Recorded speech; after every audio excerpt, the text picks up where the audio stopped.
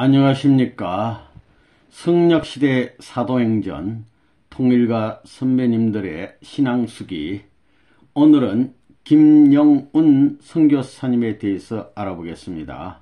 김영운 선교사님, 하나님의 부르심 따라 간단한 양력을 보면 1915년 황해도 해주에서 출생하시고 1942년 일본 관서학원 대학 신학부를 졸업, 캐나다 토론토 대학 임마누엘 칼리지 수료, 1952년 2월 이화여대 교수, 1954년 12월 통일교회 입교, 1959년 1월 미국 선교차 도미, 1965년 4월 영국 선교사, 곧 미국 선교사로 복귀, 이렇게 되어 있습니다.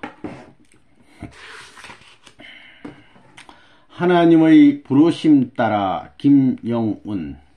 신앙 배경. 나의 고향은 황해도 해주이다.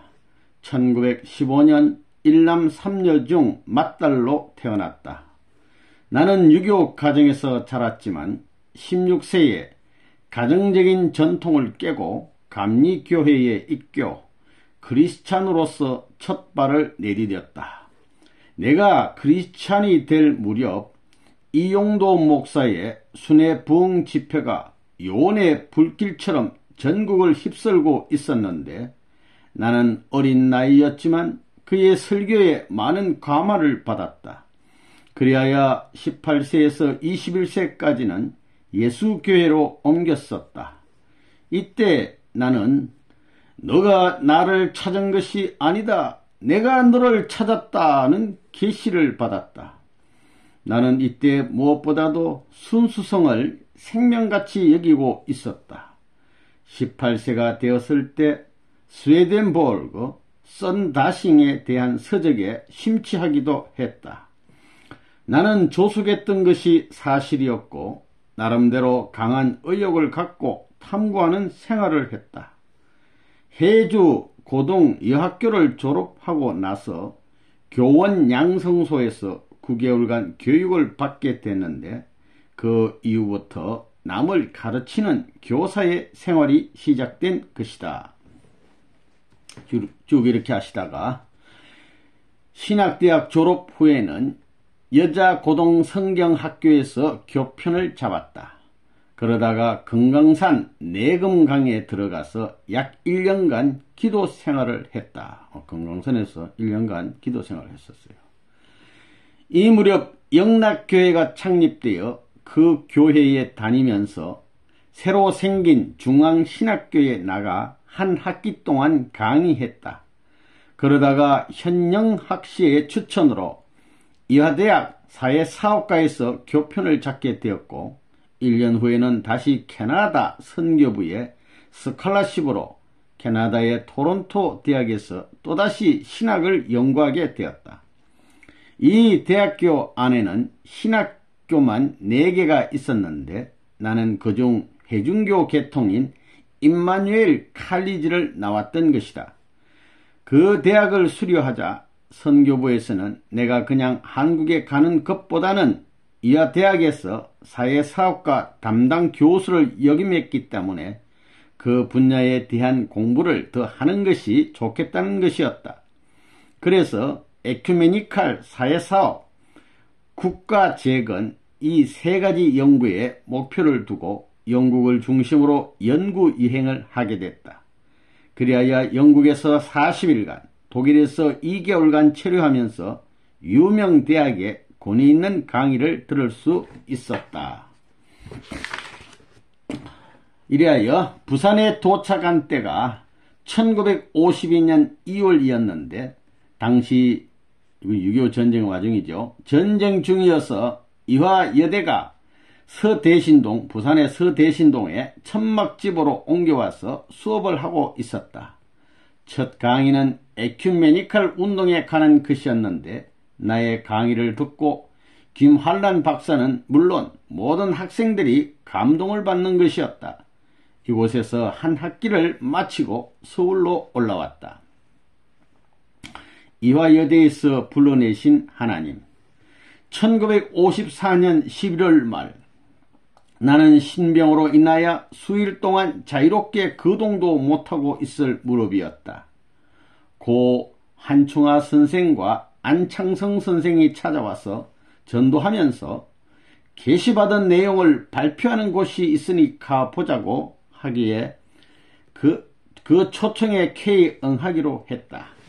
그런데 단감섭리 역사인지는 모르겠으나 갑자기 심한 위경련이 일어나 병원으로 실려가서 3주일 만에 퇴원하고 나서야 장충동 양선생, 양윤영 선생 댁으로 찾아갔었다.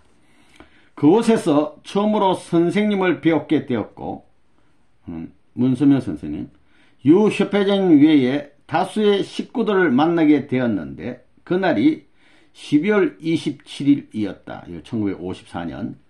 그 무렵 이대에서는 어디서 들은 보도인지는 몰라도 달갑지 못한 인상을 가지고 있었는데 후에 총장을 지낸 김옥길 씨는 그 집회에 가볼 필요도 없다고 잘라 설명해 주었고, 그 당시 총장 김환란 씨는 어떤 사석에서 나더러 한번 가보고 오라는 가벼운 비공식 지시를 했었다.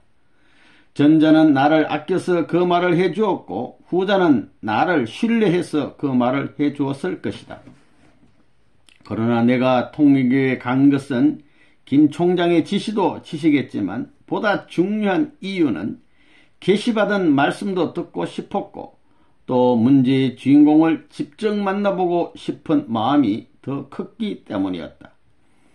내가 들어온 후에 최원복 선생이 김 선생이 믿는 것이라면 그것은 틀림없을 것이라고 적극성을 띠게 되었고 그 다음부터 학생 전도에도 박차를 가하여 한 달 안으로 30명씩 몰려가서 말씀을 듣게 되었는데 대다수가 기숙사생들로 기억된다.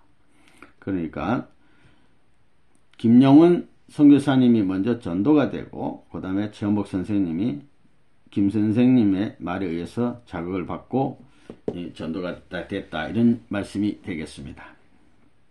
그런데 무리가 되었던 것은 학생들이 새 진리에 취한 나머지 학교 공부를 등한시했고 기숙사 규칙도 가끔 어기면서 원리 말씀을 들을 뿐 아니라 둘러앉아 노래를 부르고 장시간 교회에서 보냈기 때문에 우리 편에서야 은혜에 취해서 다른 일을 잊어버렸던 것으로 선의로 해석할 수 있겠으나 학교 측에서는 엄연히 교칙이 있고 사칙, 기숙사 사칙도 있는데 또 학생들을 책임지고 있으니만큼 언제까지나 학생들을 방임해 둘 수는 없었을 것이로 생각된다.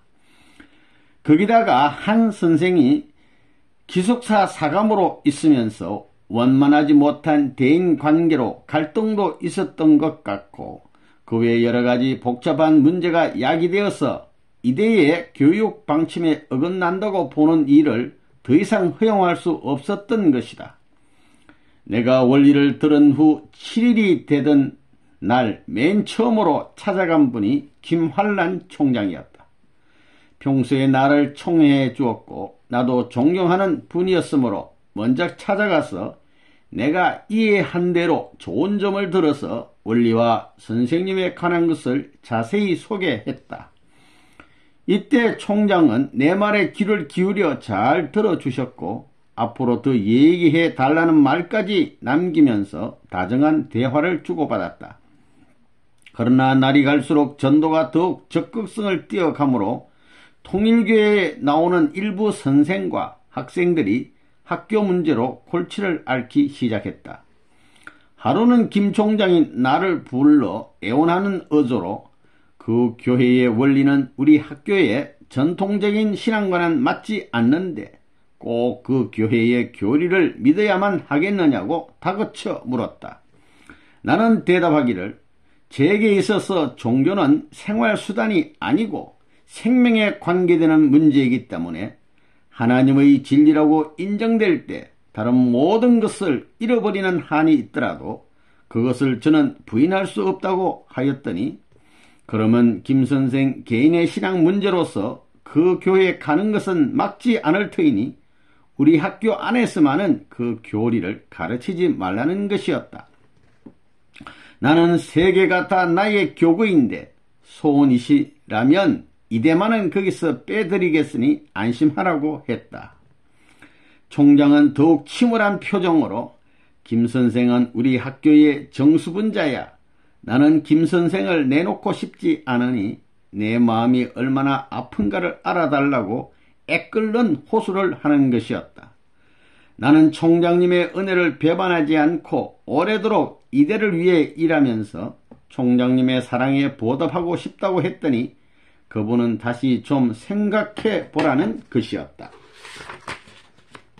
총장은 나의 인격과 신앙을 존중하면서 깊은 신뢰와 애정으로서 내 마음을 돌이켜 보려고 하는 것을 보고 나는 딱하고 미안한 마음으로 헤어졌다.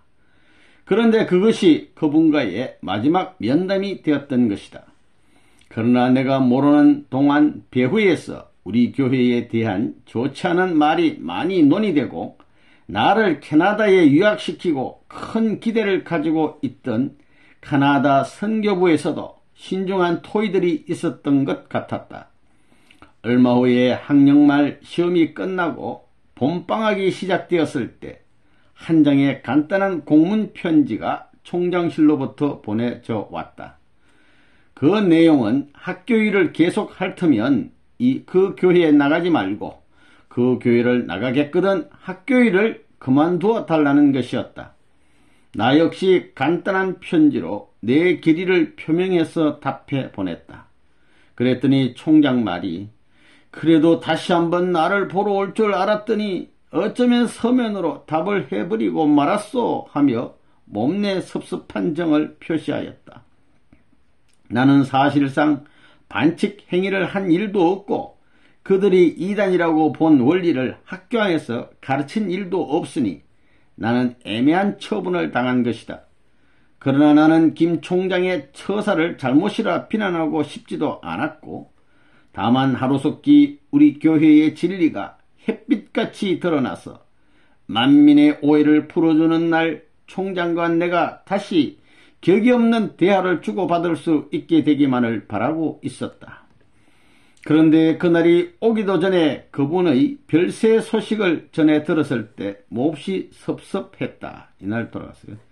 내가 이대에서 최후의 통고문을 받고 나서 교회에 오니 어떤 영통인이 말하기를 아버지가 필요해서 참 아버님도 되고 하나님 아버지 되고 아버지가 필요해서 김 선생을 이대에서 빼낸 것이지 그 총장이 내쫓은 것이 아니라고 말해주는 이가 있었다. 나 역시 새로운 사명을 맡기시려고 이대에서 불러낸 것이라고 믿었기 때문에 그때나 지금이나 퇴직시켰다는 데 대해서는 아무런 감정이 없다. 입장을 바꿔놓고 생각을 하더라도 동정이 간다. 김 총장이 보기에는 학교와 사회에 해독을 주는 교회라고 보았기 때문에 그러한 처사를 할 수밖에 없었을 것이다. 다만 한 가지 이대의 사건을 계기로 교훈 삼자는 것은 우리의 전도 방법이 편협하고 근시안적이었다든가 하는 것은 우리가 반성해 볼 일이다. 의사가 병자를 고칠 때 그 병자가 감당할 수 있는 범위 내에서 투약도 하고 수술도 해야 한다. 그 환자의 신체적 조건을 무시하고 그저 약이라고 해서 덮어놓고 퍼부어 먹이는 것은 사람을 죽이는 일밖에 못 되는 것이다. 원리 말씀이 진리라고 해서 덮어놓고 내던지면 상대방의 피가 되고 살이 되는 것이 아니다. 먼저 원리를 상대방이 맛있게 소화할 수 있도록 요리를 해서 먹여야 한다. 더구나 우리 교회와 같이 적을 많이 두고 있는 입장에서 오만한 마음으로 섣불리 칼을 휘두른다고 해서 싸움에 이기는 것은 아닐 것이다. 무사리하고 근시안적이며 편협한 방법으로 내 신앙만 생각하는 일방적인 사고방식은 위험하기 짝이 없다. 한 번 실패하면 그것을 만회하기에 그 몇 배가 넘는 노력을 들여도 완전히 만회되기 어려울 것이며 좀실이 걸리더라도 귀한 것을 한없이 주어서 살펴주고 행복하게 해 주어서 우리에게 고마움을 느끼게 하여야 그들을 자연 굴박할 것이다. 최후의 승리는 진리와 사랑으로서 열복에 자연스럽게 복종해 오는 열복해 들어오는 데서만이 얻어질 수 있다고 본다. 말씀의 첫 시가 뿌려진 오레곤주의 유진시, 유진이라는 도시, 서구라는 것은 미국의 서구, 이쪽에 로스앤젤레스에 있는 지방, 서구에 원리 말씀을 선포하려는 일념으로 학생의 신분을 택하여 미 대륙에 첫 발을 들여놓은 것은 1959년 1월 4일이었다. 그리고 말씀의 씨가 처음으로 뿌려진 것이 오레곤주의 유진시였다. 나는 어린 사남매와 살아가고 있는 가부댁에서 아이들을 돌봐주는 조건으로 기숙을 하면서 학교에 다니게 됐다. 처음에는 일주일에서 5일은 공부와 아이를 돌보는 데 시간을 뺏기고 토요일과 일요일에만 전도를 할 수 있었다. 네, 이런 과정을 거쳤습니다. 1960년 4월 14일 유진시에서 오크힐로 이사했다.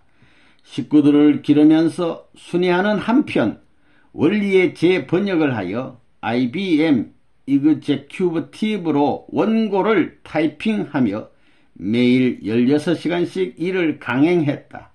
그리하여 1200권을 인쇄하여 출판했다. 또한 그레이 하운드 버스로 포틀랜드, 캔비, 세일렘, 코발리스, 레바논의 산지에 있는 구도자들을 찾아다니면서 원리 강의를 했다.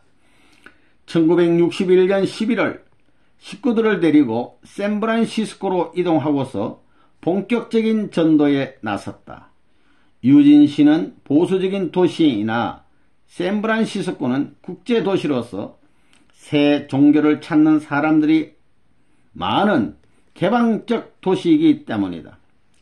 3층으로 된 집에서 2층과 3층을 새 얻어 미국 최초의 센터를 열었다. 교회라고 부르지 않고 센터라고 부른 것은 청년층에서는 교회라는 말은 전혀 매력이 없기 때문이다. 7, 8인이 센터 안에 기거하면서 집회를 하고 사람들을 초대해서 강의를 들려주게 됐다. 이 최초의 센터는 샌프란시스코 콜 스트리트 410번지에 주소를 두고 있다. 데리고 있던 식구들은 30세 전후의 청장년들이다.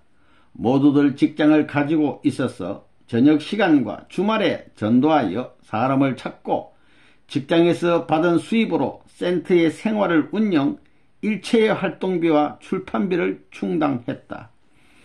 1961년 9월 18일 The Holy Spirit Association for the Unification of the World Christianity를 법인단체로서의 인가를 캘리포니아 주 정부에 신청하여 법의 보호와 혜택을 받을 수 있는 지위에 올려놓았다.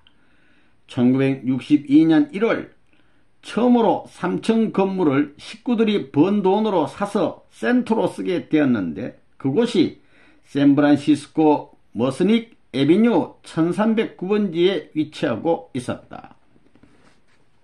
1962년 6월부터 식구들을 캘리포니아 주 내의 여러 도시에 파견하여 개척 전도를 시키고 나는 계속 순회하면서 강의를 도왔다.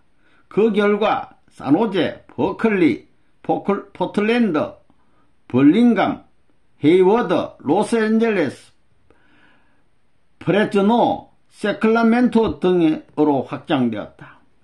1963년 9월 3일에 뉴 에이지 프론티어라는 월보를 발간하여 산지한 식구들의 신앙 관리를 위해 힘썼다. 거기에는 선생님의 말씀과 동향, 나의 설교, 한국과 일본 식구들의 활동보고, 복음서의 연구, 세계 대종교의 소개, 기타 교육적 가치가 있는 재료들을 실었고 산지한 식구들에게서 온 간정과 은혜스러운 편지와 활동보고를 포함하여 1973년까지 10년간 계속했다. 독일을 거점으로 구미 전도가 시작됐다. 그 뒤 오즐라에게 영어 원리를 독일어로 번역시켰더니 페이터의 협조를 받으면서 1년 만에 완료하였다.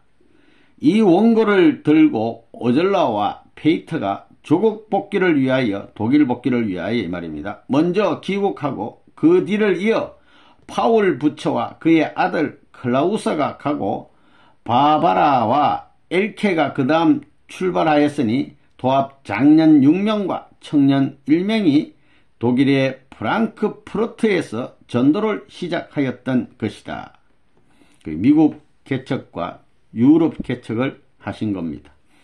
오절라는 스페인어를 배워두었던 관계로 멀리 바르셀로나로 갔다. 가기 전부터 원리를 스페인어로 번역을 시도했으나 그의 실력으로서는 도저히 감당할 수 없어서 바르셀로나에 가서 그 나라 사람을 찾아 완성하려고 했지만 그 일이 쉽지 않았는데 마침 미국에서 자라난 멕시코인인 데이비드 폴로레스가 원리를 스페인어로 번역하여 탈고했던 것을 불행히도 월남 전쟁에 가지고 갔다가 폭격을 당하여 손실되고 말았다. 1964년도에 첫 번으로 내가 귀국했을 때 전 사라와크 왕이었던 영국인 안토니 브루크 씨를 초청해 갔다.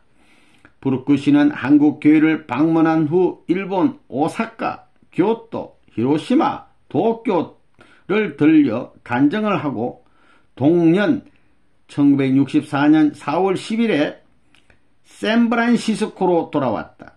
도착 시 공항에 마주 나온 식구들에게 It's true, 그건 진실이다 이거죠.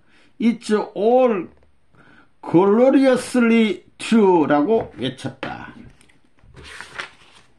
그는 그 후 수년간 통일교회와 접촉을 계속하면서 다른 유지 그룹들에게 레버넌 선명문의 이름을 증거했다. 선생님과 최은복 씨와 나는 1965년 정월 서울을 떠나 일본서 2주일 체류하였다. 나는 일본서 미리 떠나 서해안 샌프란시스코, 오클랜드, 버클리 일대로 와서 선생님을 모실 준비를 했다. 1965년 드디어 2월 12일 금요일 상호 5시 30분 선생님께서 샌프란시스코 국제공항에 도착하심으로써 북미 대륙에 첫 발을 디디셨다. 24명의 미국 식구들과 3사람의 선교사인 박보희, 김상철 그리고 나 이렇게 27인이 꽃다발 정정으로 환영했다.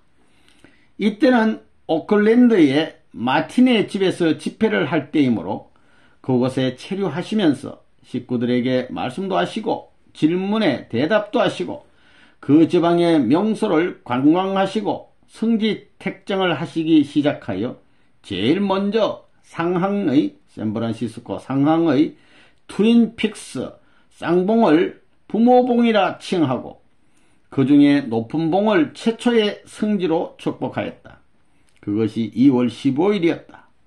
그 후 44일 동안 미리 준비해 놓았던 9인승 블루포드 스테이션 wägon을 타시고 전국 48개 주를 순회하시면서 55개 처의 성지를 택정하셨다.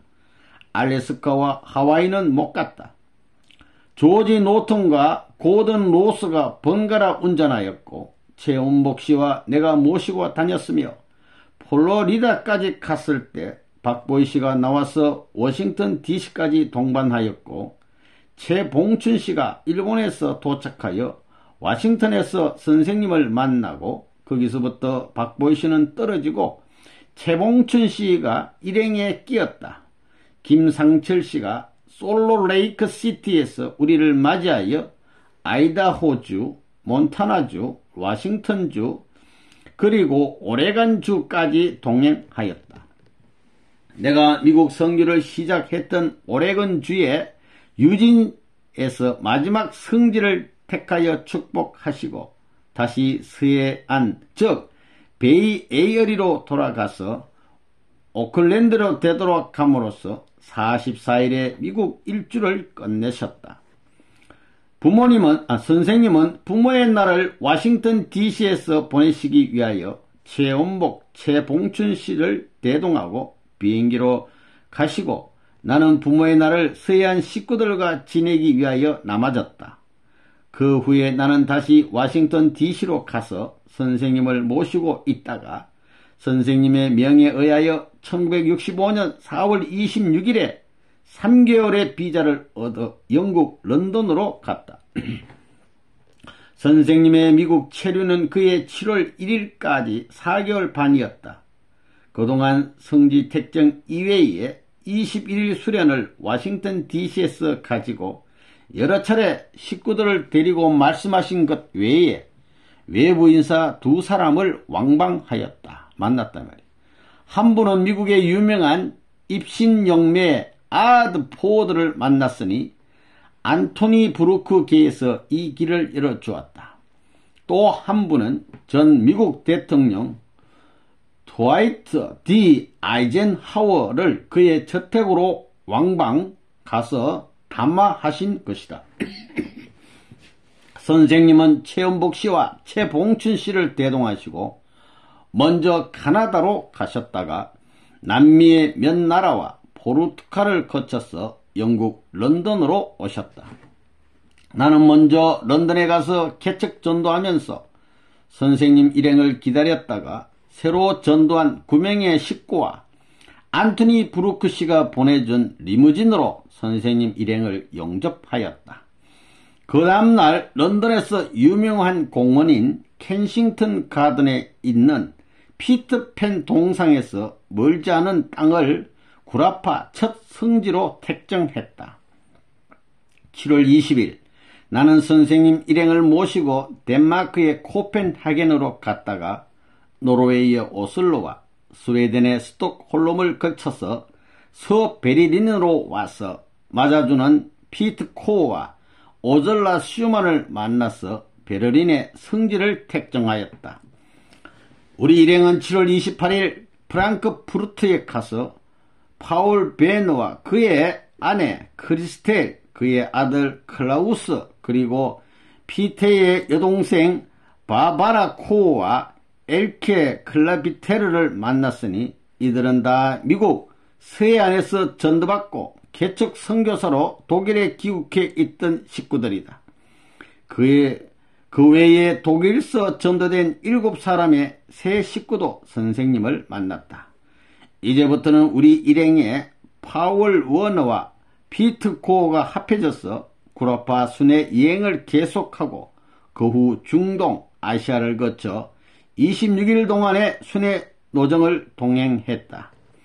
10월 11일 나는 미국 서해안으로 돌아와서 오클랜드에 머물러 있을 때 최봉춘 선교사가 11월 12일 거기에 도착하였다.